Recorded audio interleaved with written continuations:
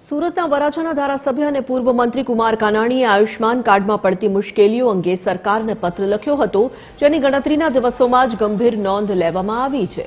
પ્રફુલ્લ પાનસેરિયાએ social મીડિયાના માધ્યમથી જાણકારી આપી છે કે રાજ્યના નાગરિકોને આયુષ્માન કાર્ડ રિન્યુઅલ કે નવા કાર્ડ કઢાવવામાં અગવડ ન પડે તે માટે પીએમજેના અધિકારીઓને કડક સૂચના આપી દેવામાં આવી છે.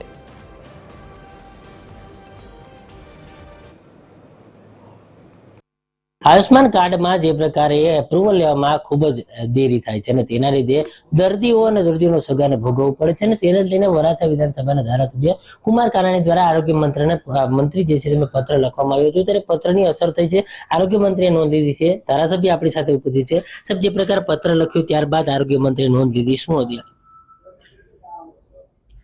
આયુષ્યમાન કાર્ડ યોજના એ ગરીબ અને મધ્યમ વર્ગના લોકોને આરોગ્યની સારવાર માટેની ખૂબ સારી યોજના છે, આશીર્વાદરૂપ યોજના છે. પરંતુ વહીવટી તંત્રની બેદરકારીને કારણે ક્યાંક ને ક્યાંક યોજનાનો લાભ લોકોને મળતો નથી.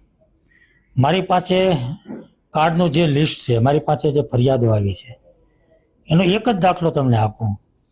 એક દર્દી કિડનીની ગંભીર બીમારીમાં સારવાર લઈ રહ્યા છે. એમણે 4/12/2025 રોજ એપ્રુવલ મૂક્યું છે.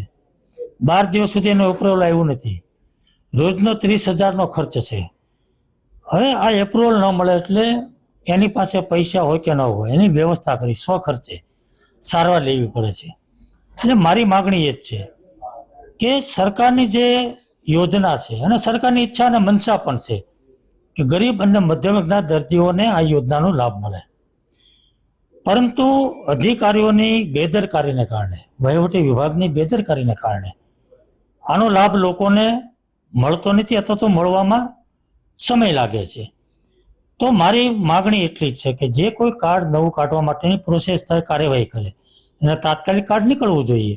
અને જેના હાથમાં કાર્ડ છે, સારવાર લઈ રહ્યા છે, એક હોસ્પિટલ એપ્રુવલ મૂકે, એને તાત્કાલિક એપ્રુવલ મળવું જોઈએ, જેથી આ યોજનાનો દર્દીને લાભ મળી શકે, લાભાર્થી આનો લાભ લે. આ લાભ તાત્કાલિક મળતો નથી, એટલા માટે મેં આ પત્ર લખ્યો છે. મને આનંદ છે કે મારા પત્રની નોંધ આરોગ્ય મંત્રીએ લીધી છે અને એને કડક સૂચના આપવામાં આવી છે. હું આશા રાખું છું કે આરોગ્ય મંત્રીએ જે અધિકારીઓને સૂચના આપી છે, વિભાગને સૂચના આપી છે, એનો તાત્કાલિક કડકપણે અમલ થાય અને લોકોને આ યોજનાનો લાભ મળે.